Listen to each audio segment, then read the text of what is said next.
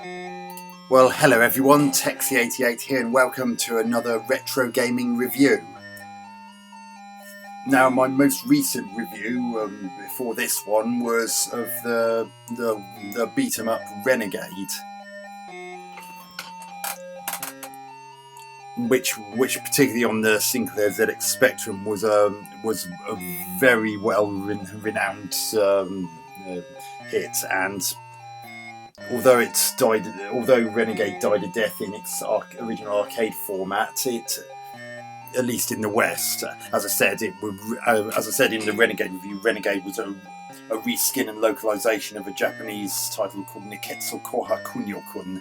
Now, the Kunio-kun series actually continued in Japan, but the game that we now know as Renegade died a death in the coin-guzzling environment, but the conversions to the home format were so successful that the inevitable sequel was bound to happen. And here we are with Target Renegade, which came out in 1988 and was published by Imagine Software. And it took everything that made Renegade great and expanded on it, not least of which was by allowing a simultaneous two-player option. So let's define the keys. Player 1 keys: left, right, down, up, hit.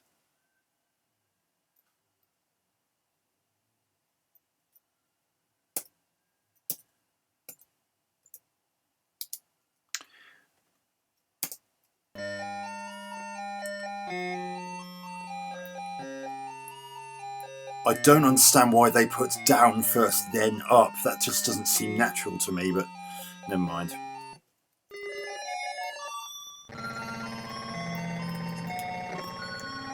And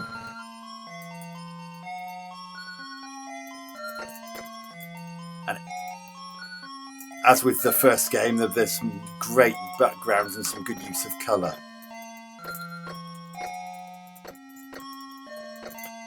And as in the previous game, they can grab you from behind. Come get up.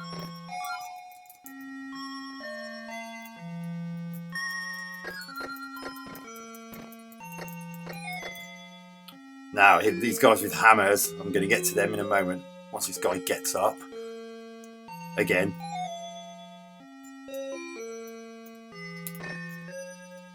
It's a lot easier to do the jump kicks in this, which is also a big plus. Oh, goodness me.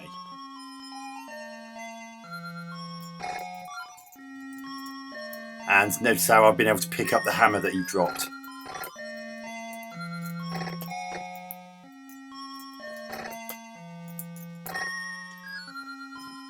Now, this is the first time in a Renegade game that you're able to pick up the weapons of your downed opponents.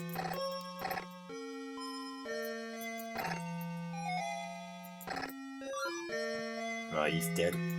You can tell when they're dead because you can hear that sort of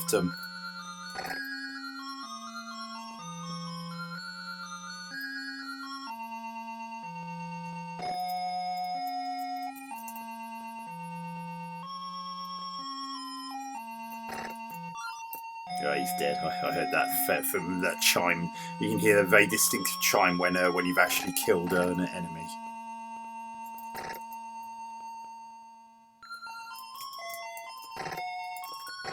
He's still got the back kick as well. I think the back kick is the only move that seems to have been pretty much lifted from the first game, because its animation and the way it looks does seem to be identical.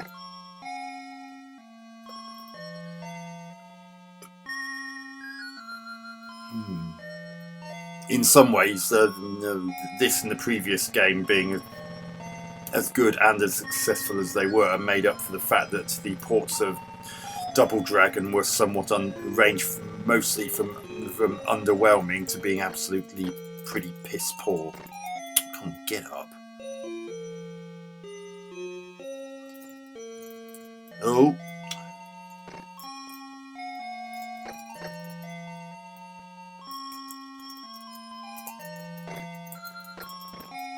But you can still knee them in the crotch like that, so...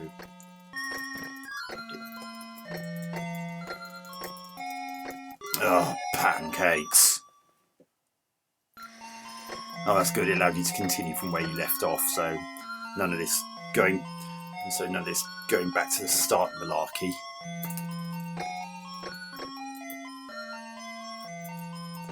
Not exactly sure, but the punches are animated all that well. Most people don't punch quite like that, especially martial artists who didn't use them. Oh, goodness me.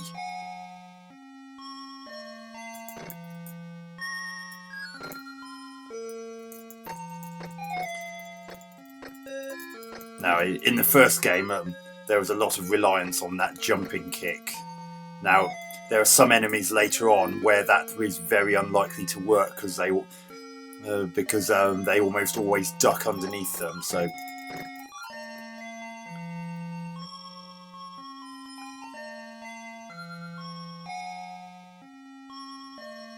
walking backwards. Oh, goodness me. Quite literally walked into that one. Pick up your hammer, mate. It's hammer time!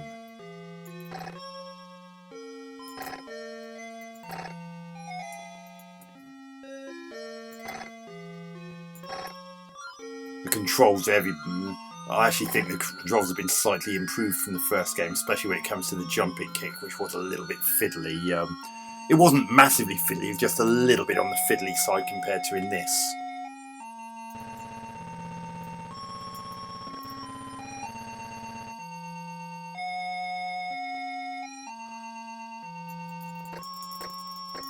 Oh, goodness me, that wasn't ideal.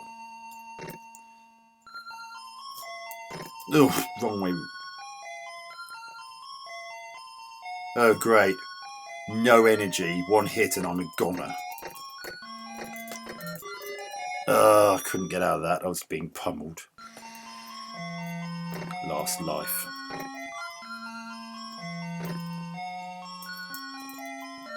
It doesn't look, unless someone knows something I don't, it doesn't look as if you can mount on top of a down opponent and repeatedly pummel them.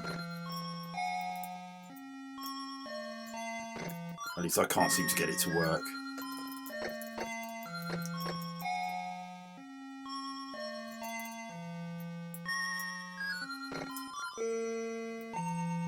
As with the first game, nice colourful backgrounds as well, and plenty of detail.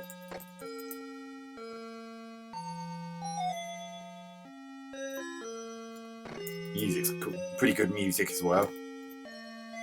At least I was able to get the music to work in this particular version. There was supposed to be music in Renegade as well, but for some reason it just wouldn't play on the... Damn, he picked up his hammer again. Oh, I ran out of time.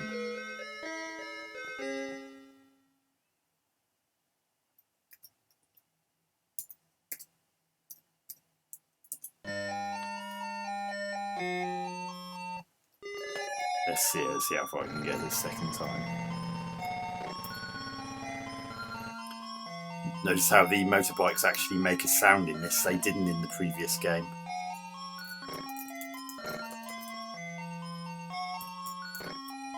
That guy just kicked reminds me of YouTuber Yellow Belly. If you haven't checked out his stream and you're into retro gaming, especially if you're into retro gaming, then he's worth a look. He's a mine of information. And even specialises in hidden gems, particularly on the Amstrad computers.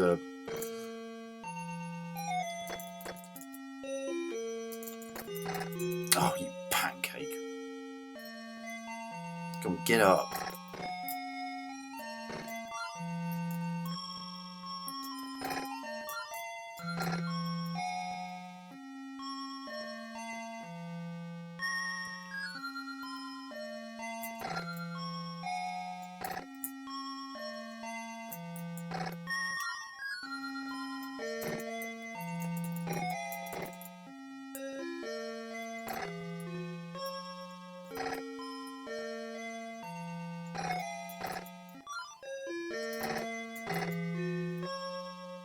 I hit you, you...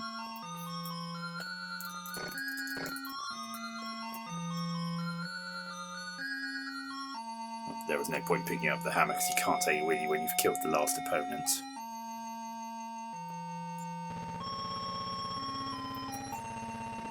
Ugh.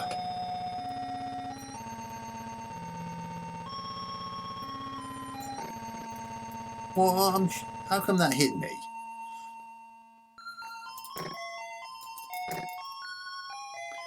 Yeah, as you see, you can't hang about because you're up against the clock. Pick up the hammer, you tid.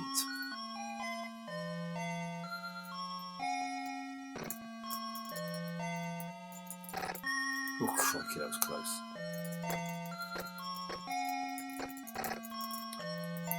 I just hit you.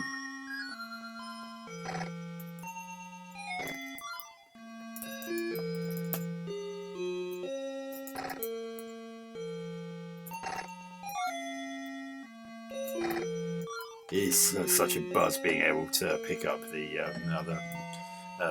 weapons of downed opponents. As I was saying, this pretty much makes up for the fact that that Double Dragon on a lot of the home ports were ranged from underwhelming to exceptionally poor. And if there's one version And if there's one version of Double Dragon on the 8-bit format you definitely want to avoid, it's the Melbourne House Commodore 64 version. That version is so bad. Some enemies are missing.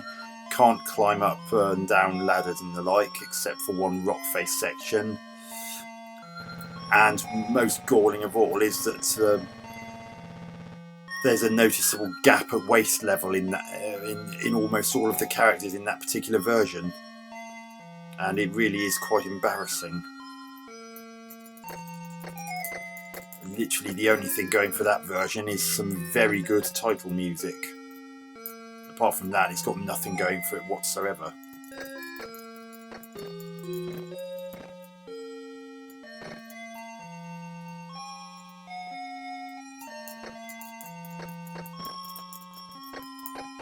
It's a shame they took out the shoulder throw. That would have been quite handy, because in the previous game you could actually shoulder throw someone.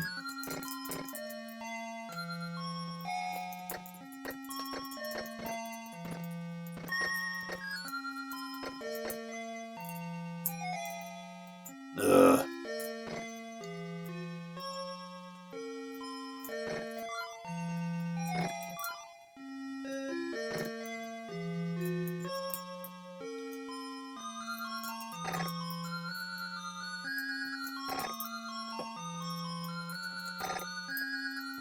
This is such a class game.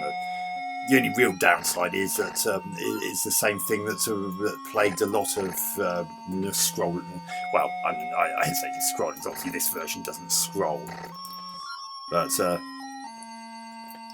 lot of games in this genre, where it's not one-on-one, tend to become rather repetitive.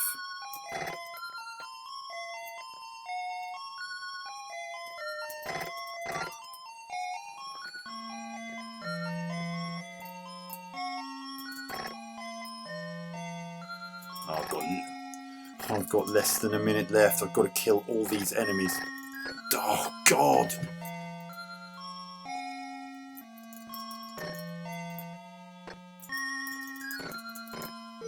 No! No! Jump kick.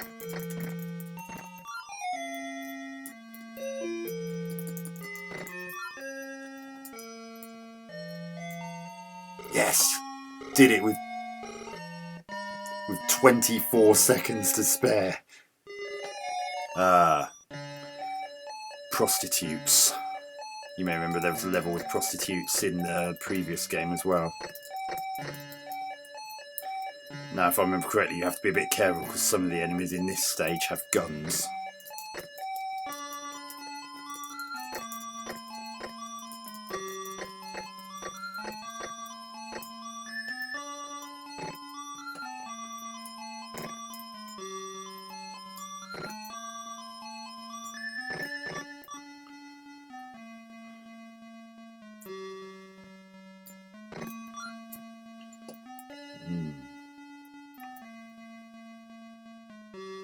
Oh, damn it!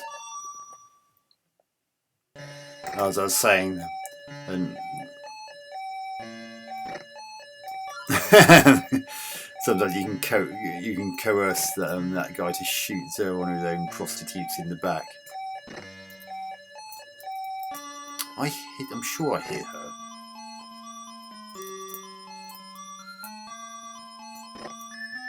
What? That bullet went straight through her.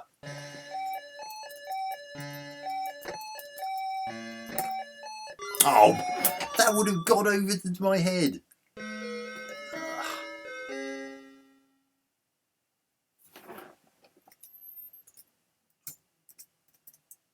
It was a shame. I was hoping to get to this stage after this where I believe you would have started to get to these very distinctive enemies that wear these caps, and you pretty much cannot jump kick them because they tend to duck underneath it absolutely every single time. So it makes them a lot harder to defeat. So there you have Target Renegade on the Sinclair ZX Spectrum. Again, I picked the 128K version as it's got in-game music and the like, whereas the 48K version does not. So, as I said, it takes everything that made Renegade great and expanded upon it a little and became a classic that's still considered to be a favourite among many retro gamers and fans of scrolling beat 'em ups. Although, as I said, this doesn't scroll; it effectively works like a scrolling beat 'em up would. So, graphics, every bit as pleasing to the eye as in the first game. Pretty nicely animated characters, all things considered. Good use of colour on the backgrounds. Sound, usual thwacking type sounds and so forth, and of course there's the in-game music which I mentioned, which is exclusive to the 128K version. And I will have to admit, I think I've slightly preferred the crunchy sounds of the previous game to the ones in this, but gameplay, I think they've actually improved on the gameplay a little. As I said, they made the jump kick a lot less fiddly than it was in the previous game, and you can actually jump kick in a direction, whereas in the previous game you could only jump kick straight upwards. Although you can do that as well in this, as you saw me do. So I think I'm going to give Target Renegade on the Spectrum, I think I'm also going to give it 8 out of 10.